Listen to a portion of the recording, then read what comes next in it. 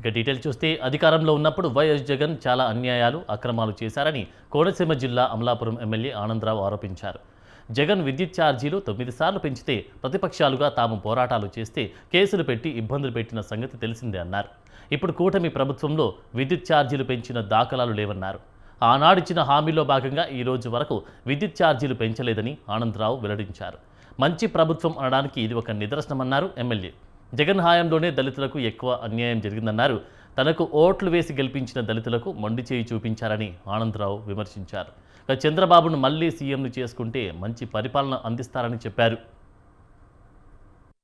ప్రభుత్వంలో జగన్మోహన్ రెడ్డి ముఖ్యమంత్రిగా ఉన్నప్పుడు ఏ దళితులైతే జగన్మోహన్ రెడ్డికి అత్యధిక ఓట్లేసి 2019లో 151 సీట్లు కారణమయ్యారో ఆ దళిత వర్గాలని సర్వనాశనం చేయటంలో, ఆ దళిత వర్గాల మీద దాడి చేయటంలో, ఆ దళిత వర్గాలని జగన్ పాలనలో హత్యలు చేయటంలో వైసీపీ పాలన దుర్మార్గ పాలనని, వైసీపీ ప్రభుత్వంలో జరిగినన్ని దళితులపై దాడులు, దళితుల మరణాలు ఎప్పుడూ జరగలేదని ఇవాళ వీధి సుబ్రహ్మణ్యం అనే ఒక డ్రైవర్ని వైసీపీ ఎమ్మెల్సీ అనేటువంటి అనంతబాబు చంపిన విషయాన్ని ఈ రోజు స్మరించుకుంటూ ఈ పత్రికా సమావేశంలో వాళ్ళ దుర్మార్గ ప్రధాని మోదీ, ఏపీ సీఎం చంద్రబాబు పిలుపుతో ఇంధన పొదుపు, పర్యావరణ పరిరక్షణ లక్ష్యంగా డోన్ ఎమ్మెల్యే కోట్ల విజయభాస్కర్ రెడ్డి, సూర్యప్రకాష్ రెడ్డి వినూత్న కార్యక్రమానికి శ్రీకారం చుట్టారు. నో వెహికల్ డే కార్యక్రమంలో భాగంగా లద్దగిరి నుండి డోన్ వరకు ఏపీ ఎస్ఆర్టీసీ పల్లె వెలుగు బస్సులో సాధారణ ప్రయాణికుడిగా ప్రయాణించారు. అనంతరం డోన్ పాత బస్టాండ్ నుండి ఎమ్మెల్యే క్యాంప్ కార్యాలయం వరకు ఎలక్ట్రిక్ ఆటోలో వెళ్లారు. పెట్రోల్, డీజిల్ వినియోగాన్ని తగ్గించడం ద్వారా ఇంధన వనరులను సంరక్షించి కాలుష్యాన్ని తగ్గించవచ్చని ఎమ్మెల్యే కోట్ల తెలిపారు. ప్రతి ఒక్కరూ వారంలో కనీసం ఒక్కరోజైనా సొంత వాహనాలకు దూరంగా ఉండి ప్రజా రవాణా వ్యవస్థను వినియోగించాలని ఆయన పిలుపునిచ్చారు.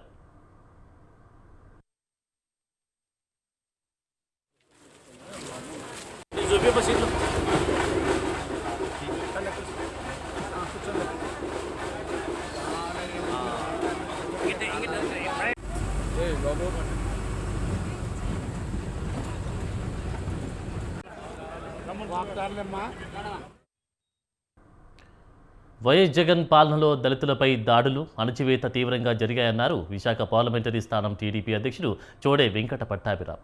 వీధి సుబ్రహ్మణ్యం వర్ధంతి సందర్భంగా పట్టాభిరామ్ మాట్లాడారు. డాక్టర్ సుధాకర్, డ్రైవర్ సుబ్రహ్మణ్యం, ఓం ప్రతాప్, విక్రమ్, కరుణాకర్ వంటి ఎందరో దళిత బిడ్డలు జగన్ హయాంలో ప్రాణాలు కోల్పోయారని విమర్శించారు. జడ్జి రామకృష్ణ, మహాసేన రాకేష్ లాంటి వారు తీవ్ర వేధింపులకు గురయ్యారని చెప్పారు. రాజకీయ ప్రయోజనాల కోసం కోడికత్తి కేసులో దళిత యువకుడు శ్రీనును 5 ఏళ్లు బెయిల్ లేకుండా నిర్బంధించడం జగన్ పెత్తందారీ పోకడలకు నిదర్శనమని పట్టాభిరామ్ అన్నారు. దళితుల సంక్షేమం కోసం చంద్రబాబు ప్రవేశపెట్టిన పథకాలకు జగన్ రద్దు చేశారని ఆరోపించారు. స్టేట్లో ఎక్కడా లేదు. కనీసం అతను ముఖ్యమంత్రి కాబట్టి జగన్ ఇంటి దగ్గర పోతే దూరంలో జరిగితే కూడా ఏ చర్య తీసుకోలేదు. అంటే ఇలాగే అంటే అసలు దళితుడు అంటే చాలా అన్నమాట. ఓట్ల కోసం మాత్రం దళితులు కావాలి. ఇలాంటి అరాచక శక్తుల్ని, దళితులంటే గౌరవం లేని వ్యక్తుల్ని ఎప్పుడు అధికారంలోకి దగ్గరకు కూడా అంచుల దాకా ఇప్పుడే చెప్తాం, మేము వస్తే చూస్తాం, మీ అంత చూస్తాం. ఇప్పటికీ అదే మాట. ప్రతి ఓడు ఏ వైసీపీ నాయకుడైనా అదే కల్చర్ నాకు తెలియదు. అసలు మాట్లాడితే ఇదే మాట, మేము వస్తే చూస్తాం, మీరు ఎక్కడున్నారు, ఎక్కడ ఉంటారు. ఈ భాష తప్పే లేదు. లేదా రప్ప మేము వస్తే అది హీరోయిజం. రప్ప అనేది హీరోయిజం, ఒక రౌడీయిజం, అంటే ఒక అరాచకత్వం. భయపడుతున్నారా? ఎలా భయపెట్టి ఎంతకాలం ఇట్లా మీరు ప్రజలు భయపెట్టి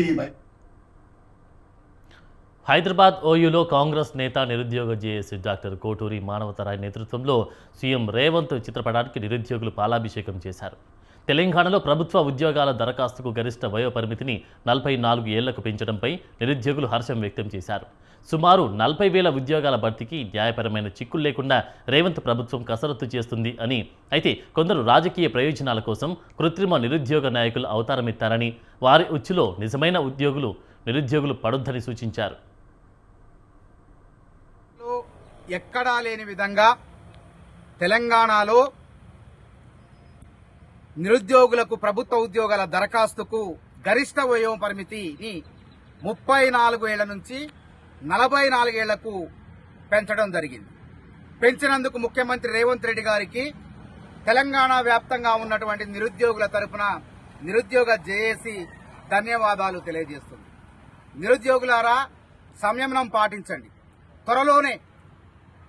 అతి త్వరలోనే జూన్ మాసంలోనే పెద్ద నోటిఫికేషన్, దాదాపు సుమారు నాకు తెలిసినంత వరకు 35-40 వేల ఉద్యోగాలు భర్తీకి రాష్ట్ర ప్రభుత్వం కసరత్తు చేస్తుంది.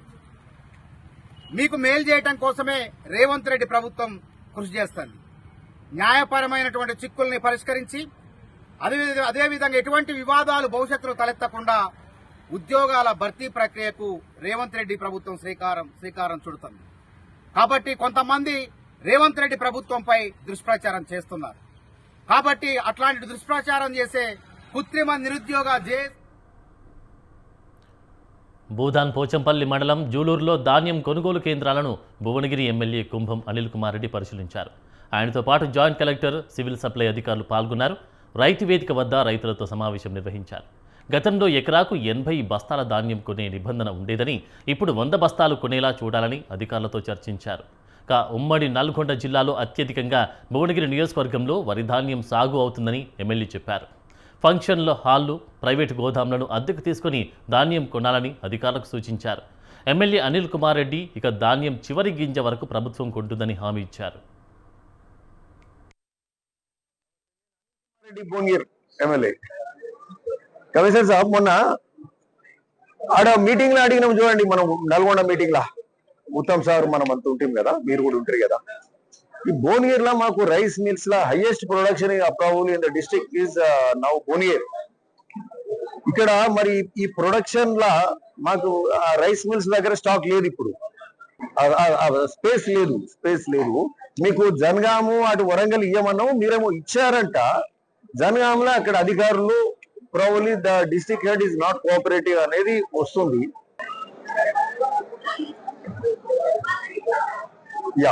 there is a lot of space and somehow there is a feeling that he is not supporting. ఈ వరంగల్ హన్మకొండకి ఇవ్వండి, హన్మకొండ అండ్ వరంగల్ కి ఇస్తే అక్కడ బెటర్ అవుతుంది అని అంటారు. అక్కడ మిల్స్, అక్కడ ప్రొడక్షన్ కూడా తక్కువ. కమిషనర్ ఏది స్టీఫెన్ రవీంద్ర గారితో కూడా మాట్లాడడం, మనకి అడిషనల్ స్పేస్ జనగాం దిక్కు కొంచెం కోఆపరేషన్ తక్కువ ఉంది. వరంగల్ దిక్కు కూడా తీసుకుంటాం. వరంగల్ దిక్కు కూడా ఎక్కువ స్టోరేజ్ ఉన్న రైస్ మిల్స్ తీసుకుంటే తొందరగా ఈ నెలాఖరు రూపాయలు అయిపోయేటట్టు, ఒడ్ల కొనుగోలు అయిపోయేటట్టు చూడాలి. ఓకే, అదే కాక బాయిల్డ్ రైస్ ఎక్కువగా ఉంటే ఇక్కడ మనకు మిల్లర్లు జర త్వరగతిని ఇంకా ఉంటారు.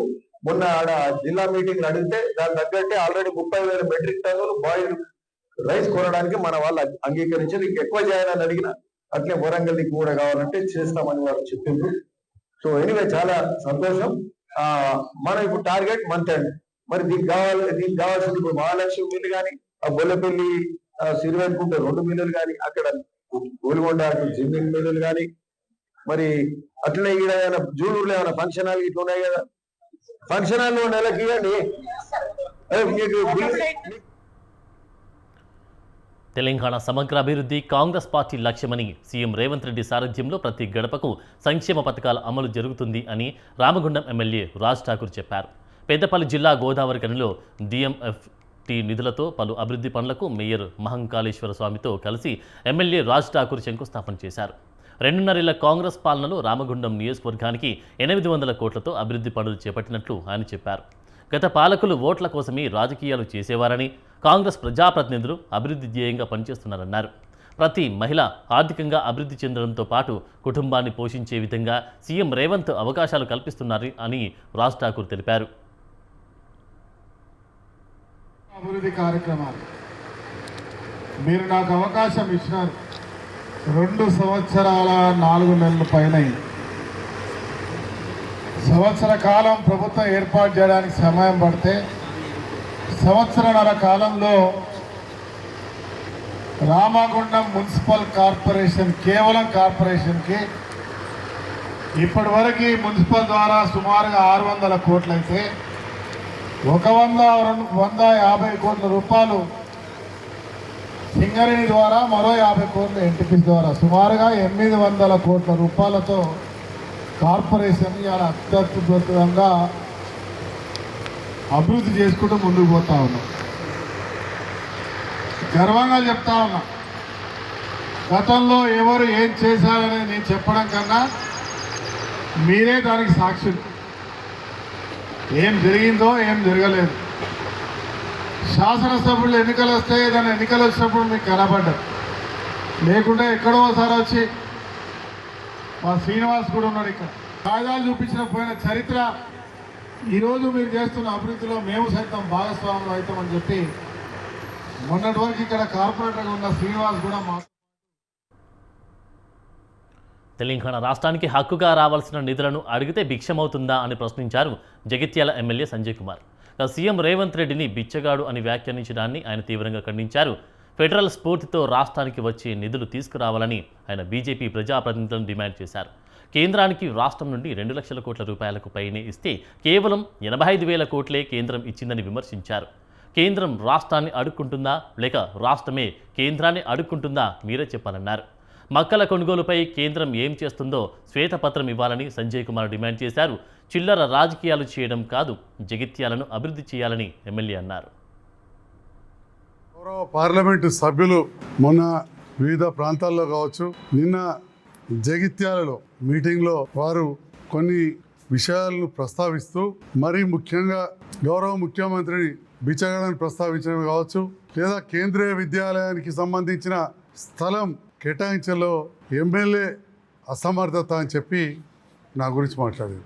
మూడవది ఎవరో పాత్రికేయ మిత్రులు అడిగినప్పుడు నైతికత గురించి అంటే ఎమ్మెల్యే పార్టీ మారినని మాట్లాడారు. ఇంకా చాలా విషయాలు మాట్లాడుతూ ఉన్నారు. నేను ఈ సందర్భంలో ఎంపీ గారిని నేను ఒకటే ప్రశ్న అడుగుతా ఉన్నాను. మనది భారతదేశం, ప్రజాస్వామ్య దేశం. అటువంటి సందర్భంలో రాష్ట్ర ప్రభుత్వంతో కేంద్ర ప్రభుత్వం ఒక ఫెడరల్ స్ఫూర్తితోటి వ్యవహరించాలి. ఇవాళ కేంద్రానికి రాష్ట్ర ప్రభుత్వం గత 5 ఏళ్లలో 2 లక్షల కోట్ల పైన ఇస్తే మీరు రాష్ట్రానికి ఇచ్చింది 85,000 కోట్లు మాత్రమే. ఇది వాస్తవం కాదా అని అడుగుతా ఉన్నా. మరి ఒక ఫెడరల్ స్ఫూర్తితోటి వ్యవహరించాల్సిన కేంద్రం, దాంట్లో బాధ్యతాయుతంగా ఉన్న పార్లమెంటు సభ్యులు అరవింద్ గారు రాష్ట్రానికి రావాల్సి సహకార బ్యాంకు రుణాల ద్వారా రైతులు పంట సాగు పెట్టుబడి సాయం పొందవచ్చని మహబూబాబాద్ ఎమ్మెల్యే బూక్యా మురళీనాయక్ అన్నారు. ఇక మహబూబాబాద్ నియోజకవర్గం నెల్లికుదురులో జిల్లా కోఆపరేటివ్ సెంట్రల్ బ్యాంకు శాఖ కొత్త బ్రాంచ్ను ఎమ్మెల్యే ప్రారంభించారు. గతంలో నెల్లికుదురు మండలంలో పేద మధ్యతరగతి కుటుంబాల వారు, సన్నకారు రైతులు పంట పెట్టుబడికి రుణాల కోసం బ్యాంకుల చుట్టూ తిరిగేవారన్నారు. ఇప్పుడు వారు డీసీసీబీ బ్యాంక్ నుంచి తక్కువ వడ్డీకి సులభంగా పంట రుణాలు పొందవచ్చని ఎమ్మెల్యే చెప్పారు. రైతులు వ్యవసాయ పనిముట్ల లోన్లతో పాటు రైతు కుటుంబాల విద్యార్థులకు ఉన్న చదువుల కోసం కూడా 50 లక్షల రూపాయల రుణం డీసీసీబీ బ్యాంకు అందిస్తుందని చెప్పారు. సౌకర్యం ఉండాలి అని చెప్పేసి ప్రతిపాదించినట్టుగా ఇక్కడ కొత్త బ్రాంచ్ ఓపెన్ చేసుకోవడం నిజంగా కూడా నెల్లికుదురు మండల రైతు సోదరులకు, ఇక్కడ ఉన్నటువంటి ప్రజలకు నిజంగా కూడా చాలా సౌకర్యవంతంగా ఉండే ఈ బ్యాంకు మన పట్టణంలో రావడం చాలా అదృష్టంగా మీరందరూ భావించాలని తెలియజేస్తూ, ఇది చాలా గొప్ప కార్యక్రమం. మీకు తెలుసు, ఒకసారి జూన్ మాసంలో ఎప్పుడైతే నేల ఉన్నటువంటి ఎండలతోటి మొత్తం మాడి మసైన క్రమంలో మొదటి వర్షం ఎప్పుడైతే పడుతుందో అప్పుడు రైతులు పెట్టుబడి కొరకు నాన్న హైరాణ పడతా ఉంటారు. అందుకే ఆ పెట్టుబడి కొరకు మీరు గతంలో తుర్రలు వెళ్ళేది, అక్కడ ఉన్నటువంటి ఎమ్మెల్యే తోటి మనం పైరులు చేపించుకొని లోన్లు ఇప్పించుకునే పరిస్థితి గతంలో. అలా ఉండకూడదు, మన మండలంలోనే ఒక బ్యాంక్ ఉండాలని చెప్పేసి ఈరోజు డిస్ట్రిక్ట్ కోఆపరేటివ్ బాలినేని శ్రీనివాస్ రెడ్డి పేరు చెప్పి ఆయన కుమారుడు, అతడి బృందం జనసేన జిల్లా అధ్యక్ష పదవులు అమ్మగారికి పెట్టారని పార్టీ నాయకుడు జడా బాలనాగేంద్ర విమర్శించారు. జనసేన ప్రకాశం జిల్లా అధ్యక్ష పదవిని 25 లక్షలకు, నెల్లూరు జిల్లా అధ్యక్ష పదవిని 50 లక్షల రూపాయలకు అమ్మేందుకు యత్నిస్తున్నారని ఆరోపించారు. మేయర్, జిల్లా ఇన్ఛార్జి పదవులు ఇప్పిస్తామంటూ బాలినేని మద్దతుతో ఒక బృందం ప్రయత్నాలు చేస్తుంది అని బాలనాగేంద్ర తెలిపారు. ఈ విషయం బాలినేనికి చెప్పినా పట్టించుకోవడం లేదన్నారు. ఈ విషయం జనసేన అధినేత పవన్ కళ్యాణ్ దృష్టికి తీసుకెళ్లేందుకు ప్రయత్నిస్తున్నాను అని బాలనాగేంద్ర అన్నారు. బాలినేనికి పవన్ కళ్యాణ్ మద్దతు ఉందని శ్రీనివాస్ రెడ్డి కుమారుడి బృందం ప్రచారం చేస్తుందన్నారు. 4 జిల్లాలతో 6 జిల్లాలను కలిపి 3 సభ్యులతో కమిటీని ఏర్పాటు చేయడం జరిగినది. దానిలో ఒకరు మాజీ మంత్రివర్యులు సీనియర్ నాయకుడైన బాలినేని శ్రీనివాసరెడ్డి గారు, అలాగే రెండో వారు తిరుపతి ఎమ్మెల్యే ఆరణి శ్రీనివాస్ గారు, మూడో వ్యక్తి అనంతపురం జిల్లా అధ్యక్షులు వడా చైర్మన్ అయినటువంటి టీసీ వరుణ్ గారు. వీళ్ళ ముగ్గురిని కమిటీలో ఏర్పాటు చేయడం జరిగినది. ఈ కమిటీ 3 రోజులు ఈ 6 జిల్లాల్లో పర్యటించి మొదటి రోజు 9వ తారీఖున చిత్తూరు కడప, 10వ తారీఖున కర్నూలు అనంతపురం, 11న ప్రకాశం నెల్లూరు జిల్లాల ఉమ్మడి జిల్లాల జనసేన ప్రతినిధులతో, నాయకులతో, అభిమానులతో పవన్ కళ్యాణ్ గారి ఆశయాలు తెలియజేయటానికి సమావేశాలు ఏర్పాటు చేశారు. దీనిలో భాగంగా బాలినేని శ్రీనివాసరెడ్డి దగ్గర కొంతమంది వ్యక్తులు ఆయనతో పాటు తిరుగుతూ ఆయన పుత్రరత్నం పేరు చెప్పి జనసేన అందరి దగ్గర ఫోన్ నెంబర్లు ఈ 6 జిల్లాల్లో ఆయనతో పాటు తిరిగి ప్రచారానికి ఆయన వెనకాల తిరిగి అక్కడ ఉన్న స్థానికంగా ఉండే నియోజకవర్గ నాయకులైతేమి, జిల్లా నాయకులైతేమి వారి ఫోన్ నెంబర్లు తీసుకు కడప జిల్లా కొండాపురం మండలంలోని టీ కోడూరు వద్ద ఉన్న సోలార్ పవర్ ప్లాంట్ ప్రారంభోత్సవానికి మంత్రి నారా లోకేష్ ఈ నెల 22న రానున్నారు. లోకేష్ పర్యటనకు సంబంధించిన ఏర్పాట్లను జాయింట్ కలెక్టర్ మీనా, జిల్లా ఎస్పీ నచికేశ్ విశ్వనాథ్, జిల్లా టీడీపీ అధ్యక్షుడు భూపేష్ రెడ్డి పరిశీలించారు. కొండాపురం, పెద్దముడి మండలాల్లో 2 సోలార్ ప్లాంట్లను మంత్రి లోకేష్ ప్రారంభిస్తారు. ఒక్కో ప్లాంట్ 350 మెగావాట్ల సామర్థ్యంతో 2 సోలార్ విద్యుత్ ప్లాంట్ల నిర్మాణం పూర్తవుతుంది.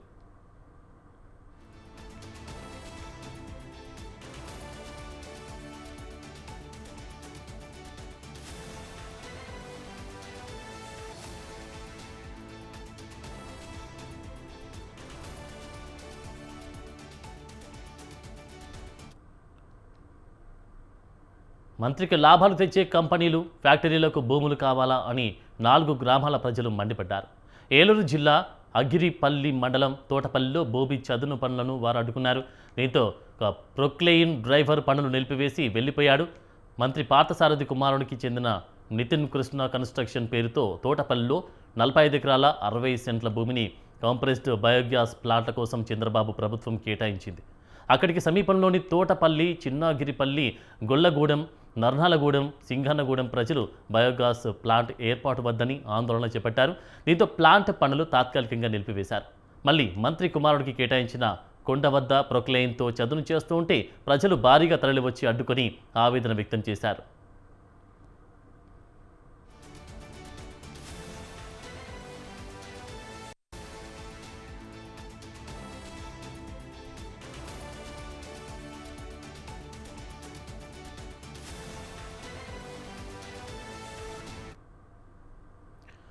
అంబేద్కర్ కోనసీమ జిల్లా అమలాపురం ఎమ్మెల్యే ఆనందరావుకు స్వర్ణకారులు జిల్లా అధ్యక్షుడు అప్పలాచార్యులు ఆధ్వర్యంలో స్వర్ణకారులు వినతిపత్రం అందజేశారు. బంగారం కొనవద్దని కేంద్రం చేసిన ప్రకటన తమ జీవన భృతికి అడ్డంకిగా మారాయని ఆవేదన వ్యక్తం చేశారు. బంగారం వస్తువులు తయారు చేసే స్వర్ణకారులు, వ్యాపారులు ఎలా బతకాలని వారు మండిపడ్డారు. గతంలో వైఎస్ రాజశేఖర రెడ్డి అమలు చేసిన 272 జీవోని స్వల్ప మార్పులతో అమలు చేయాలని వారు కోరారు. స్వర్ణకారులు షాపులు మూసివేసి జిల్లా వ్యాప్తంగా బంద్ ప్రకటించారు. రాష్ట్ర స్వర్ణకారుల సంఘం పిలుపు మేరకు జిల్లాలో బంద్ నిర్వహిస్తున్నామన్నారు. స్వర్ణకారుల సమస్యలు పరిష్కరించాలని ఎమ్మెల్యే ఆనందరావుకు వారు విజ్ఞప్తి చేశారు. ఈరోజు రాష్ట్ర వ్యాప్తంగా పోరాటం చేస్తున్నాం.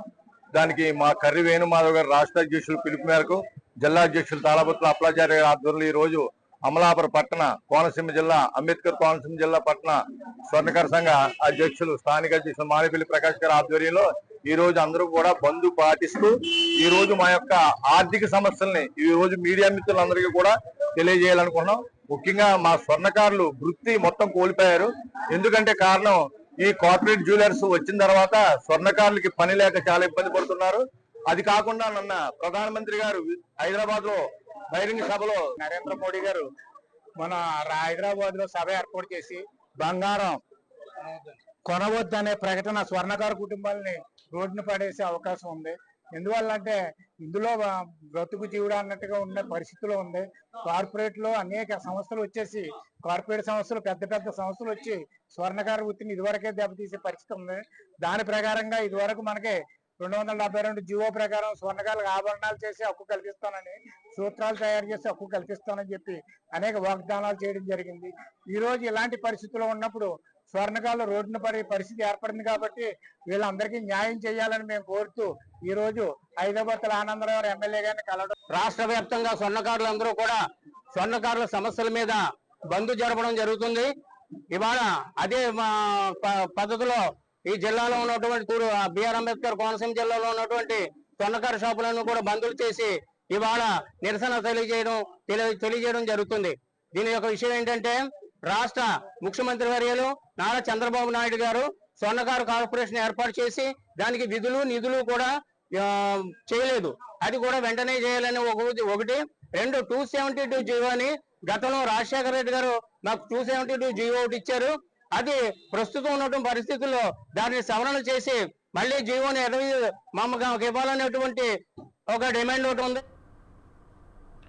ప్రకాశం జిల్లా ఒంగోలులో పొగాకు రైతులు ఆందోళన చేపట్టారు. పొగాకుకు గిట్టుబాటు ధర కల్పించే వరకు వేలం నిర్వహించవద్దని రైతులు నిరసన తెలిపారు.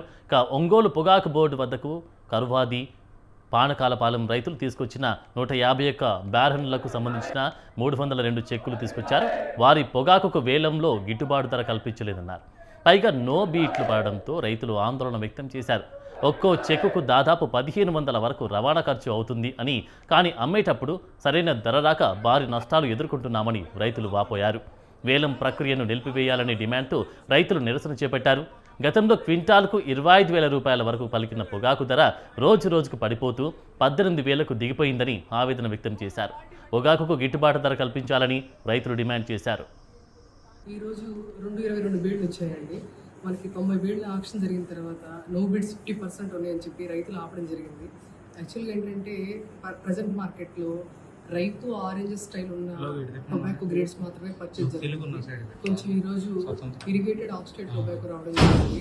దానివల్ల నో బిడ్స్ పెరగడం జరిగింది.